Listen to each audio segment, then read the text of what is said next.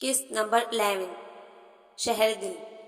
آج بناؤں گی اپنی دھی کے لیے دیسی گھی اور کھویا ڈال کر، ولید بھی شوق سے کھاتا ہے۔ تائی ماں نے گویا اطلاع دی تھی، مگر وہ فضا کی سمت متوجہ ہو گئی۔ کیا پکایا ہے آج؟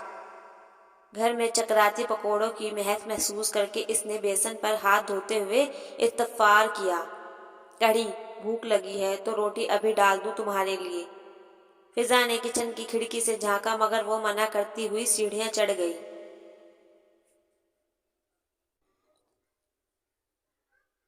ماما اپنے کمرے میں بستر میں لیٹی سیل فون پر مصروف تھی۔ یقینا بابا سے بات کر رہی تھی۔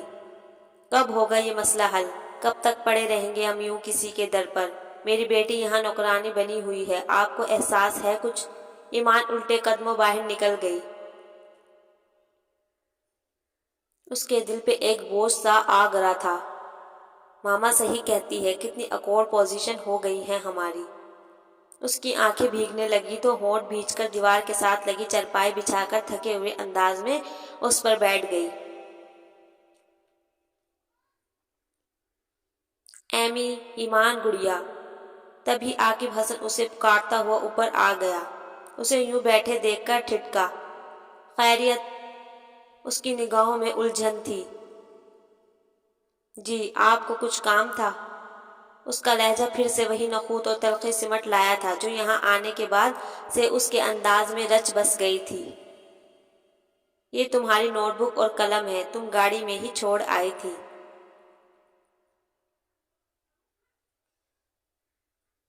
ہاتھ میں پکڑی دونوں چیزیں اس کی سمت بڑھاتے ہوئے وہ متانت سے بولا۔ تھینکس، آپ کو زحمت ہوئی۔ اس کا لہجہ ہنوز تھا۔ عاقب کو اس کے موڈ کی خرابی کا احساس ہوا تو کچھ دیر کو یوں خاموش ہو گیا، جیسے اس سچویشن کو ہینڈل کرنے کا مناسب حل سوچ رہا ہو۔ میں نے آپ سے ایک بار پہلے بھی کہا تھا ایمان، کہ اپنوں میں یہ سب نہیں ہوتا۔ ایک ذرا سی نوٹ بک اور قلم آپ تک پہنچانے میں بھلا میری کتنی انرجی ویسٹ ہوئی ہوگی۔ سویٹ ہارٹ، ایسی ننھی منھی باتوں کو ذہن پہ سوار مت کیا کرو۔ ابھی تمہارے ہنسنے کھیلنے کے دن ہیں۔ Enjoy your self. وہ اس کا سر تھپک کر واپس مڑ گیا۔ لہجے میں حلاوت، ٹھہراؤ اور رسانیت کے ساتھ محبت و اپنائیت کا بھی احساس تھا۔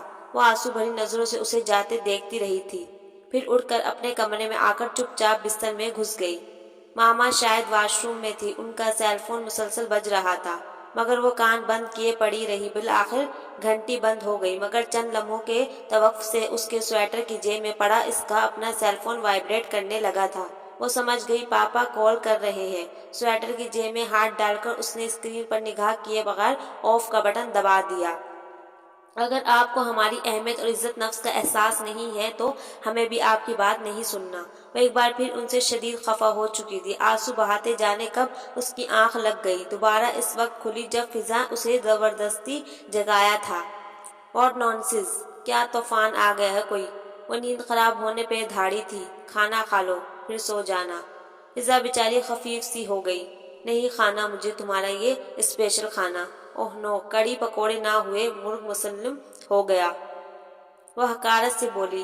فضا نے چونک کر اسے دیکھا۔ تمہیں جو کھانا تھا وہ بتا دیتی، میں بنا لیتی۔ ہاں تم بنا لیتی، تم نوکرانی ہو نا، کبھی میری پسند کا بناتی، کبھی گھر والوں کے نخرے اٹھاتی۔ فضا ششدر ہو گئی۔ ایمی، کیا ہو گیا ہے؟ پاگل ہو گئی ہو؟ دماغ سٹیا گیا ہے اور کیا؟ وہ اتنی وحشت سے چلائی کہ آواز پھٹ گئی۔ فضا نے ہونٹ بھینچ لیے تھے۔ جس دن میں گھر پہ نہیں تھی، اس روز تمہیں ولید نے ناشتہ بنا کر دیا تھا، کیا تم نے اسے اپنے ملازموں کی فہرست میں شامل کر لیا؟ نہیں ایمی، یہ محبت اور احساس کی بات ہوتی ہے، دلوں میں گنجائش نکلے تب ہی یہ کام ہو پاتے ہیں، مگر تم نہیں سمجھ سکتی۔ تمہیں کس نے بتایا کہ مجھے ولید نے اس روز ناشتہ بنا کر دیا تھا؟ وہ زہر خون لہجے میں بولی۔ فضا نے گہرا سانس کھینچ لیا۔ کم از کم ولید نے نہیں بتایا۔ Don't worry. پھر کس نے بتایا؟ تب گھر پہ صرف دادا تھے، وہ بھی سو رہے تھے۔ وہ چٹکنے لگی۔ اشر بھی تھا۔ اشر نے ہی مجھے بتایا تھا، وہ بھی اس وجہ سے کہ وہ خوش تھا کہ تمہاری ولی بھائی سے صلح ہو گئی ہے۔ فضا نے گویا وضاحت دے کر جان چھڑائی۔ ایمان کا چہرہ سرخ ہو گیا۔ میں اسے اس قابل بھی نہیں سمجھتی کہ اس سے لڑائی کروں۔ تعلق ہی کیا ہے میرا اس سے؟ اس کے لہجے میں تنفر ہی تنفر تھا۔ جانتی ہوں، بتانے کی ضرورت نہیں ہے۔ فضا نے بے ساختہ ٹوک دیا اور اٹھ کر چلی گئی۔ وہ بعد میں بھی بہت دیر تک جلتی کڑتی رہی تھی۔ میری آنکھوں پہ مرتا تھا، میری باتوں پہ ہنستا تھا، نہ جانے شخص تھا کیسا، مجھے کھونے سے ڈرتا تھا۔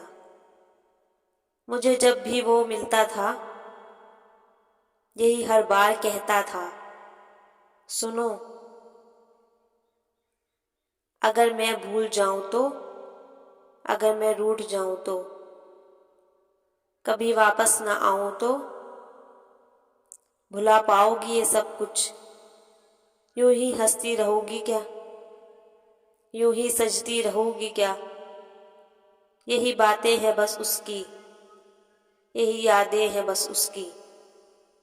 مجھے معلوم ہے بس اتنا، مجھے وہ پیار کرتا تھا، مجھے کھونے سے ڈرتا تھا۔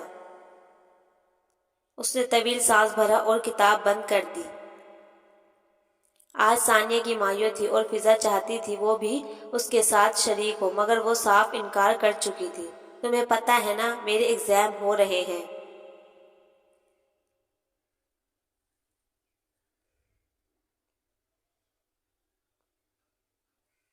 روز کے آنے جانے کا طویل سفر اسے بہت تھکا جاتا تھا۔ آئی پرومس، میں تمہیں جلد واپس بھجوا دوں گی، بہت مزہ آئے گا۔ میں ایسے ہی ٹھیک ہوں۔ وہ ہمیشہ کی طرح یہاں بھی اڑی دکھا رہی تھی۔ اتنا حسین سوٹ لائی ہوں تمہارے لیے، اس کا کیا ہوگا؟ تم پہن لینا، اس نے نروٹھے پن سے کہہ ڈالا۔ میرے پاس اپنا ہے، اس احسان کی ضرورت نہیں۔ فضا روٹھے ہوئے انداز میں کہہ کر وہاں سے اٹھ کر چلی گئی تھی۔ اس نے کتاب کھولی مگر پڑھائی میں دھیان نہیں لگ رہا تھا۔ عجیب سی کنوتیت تھی۔ اس نے کتابیں سمیٹ کر رکھ دی اور وہیں لیٹ گئی تھی۔ رانی ابھی تک تیار کیوں نہیں ہوئی ہے؟ تائی ماں جانے کس کام کی غرض سے اوپر آئی تھی، اسے یوں لیٹے دیکھ کر حیرانی سے پوچھا۔ خود وہ ہلکے بادامی ریشمی سوٹ میں تیار ہو چکی تھی، ساتھ میں بلوچی کڑھائی کی سیاہ چادر۔ اس لیے کہ میں نہیں جا رہی ہوں تائی ماں، اس نے کروٹ بدلتے ہوئے بادل نخواستہ جواب دیا۔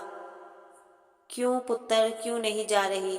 سب وہاں تیرا پوچھیں گے۔ آپ کہہ دیجئے گا طبیعت ٹھیک نہیں۔ ہائے، کیا ہوا میری دھی کو؟ پھر بخار ہو گیا کیا؟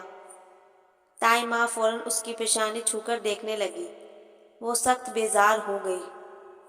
بخار نہیں ہے تائی ماں، سر میں درد ہے۔ اس کے لہجے میں اکتاہٹ بھر گئی۔ ولید سے کہتی ہوں تمہیں سر درد کی گولی دے دے۔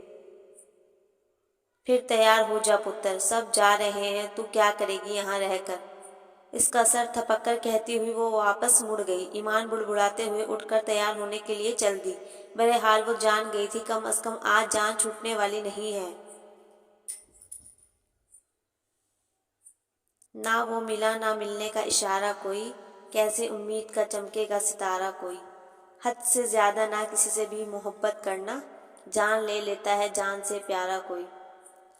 واش بیسن کے اوپر لگے آئینے کے آگے کھڑا وہ شیو بنانے میں مصروف تھا جب فضا کی آواز بلند پڑھے گئے اشعار پہ مسکرا کر متوجہ ہوا۔ What you mean? یہ نصیحت ہے یا؟ نصیحت ہی سمجھ لیں، ویسے آپ کے لیے اچھی اطلاع نہیں ہے، وہ نہیں جا رہی ہے۔ فضا کے انداز میں مایوسی تھی۔ وہ کاندھے اچکا کر اپنے کام میں مصروف ہو گیا۔ میں نے تو آپ سے پہلے ہی کہا تھا اتنا اصرار مت کریں، وہ مشکوک ہو سکتی ہے۔ یہی تو بات ہے کہ وہ مشکوک ہوتی نہیں ہے۔ مجھے اکثر حیرانی ہوتی ہے آپ کے جذبوں کی شدت اس تک کیوں نہیں پہنچتی۔ اس لیے کہ یہ فلم یا ناول نہیں ہے سویٹی، زندگی کی ایک تلخ حقیقت ہے۔ وہ شیو کر چکا تھا، تولیے سے منہ صاف کرتے ہوئے بولا۔ جو بھی ہے، بہرحال مجھے آپ سے ہمدردی ہے۔ فضا اپنی بات کہہ کر تائی ماں کے کمرے میں گھس گئی جو اسے پکار رہی تھی۔ انہیں اس کی صلاح سے وہاں دینے والے کپڑے باکس سے نکالنے تھے۔ مما بھی وہیں تھی۔ وہ نہانے کے لیے واش روم کی سمت آیا تو اشر وہاں پہلے سے گھسا ہوا تھا۔ وہ اس کے انتظار میں وہیں چارپائی پر بیٹھ گیا۔ تب بھی فضا کو پکارتی وہ اپنے دھیان میں سیڑھیاں اترتی نیچے آتی نظر آئی۔ ولید نے سرسری سے انداز میں نظر اٹھائی تھی مگر صحیح معنوں میں وہ مبہوت رہ گیا تھا۔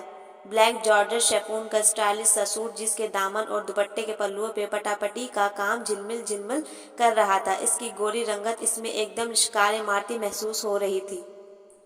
ہوش ربا حسن کا بجلیاں گراتا ہوا یہ دلکش روپ کسی کے بھی حواس چھین لینے کی صلاحیت رکھتا تھا۔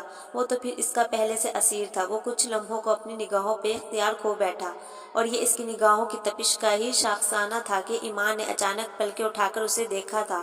اس کی نگاہوں سے ایک ناگواری کا احساس اس کے چہرے سے چھلکا اور اگلا قدم اٹھائے جانے کیسے اس کا پیر رپٹ گیا۔ اس کے حلق سے ایک دل خراش چیخ نکلتی چلی گئی تھی۔ ولید فوراً اسی گھبراہٹ اور سراسیمگی کے عالم میں اٹھ کر اندھا دھند اس کی سمت بھاگا۔ کچھ اس طرح کہ راستے میں پڑی تپائی اور سبزیوں کی ٹوکری بھی اسے نظر نہیں آئی، وہاں سے الجھتا ہوا خود گرتا بچا تھا۔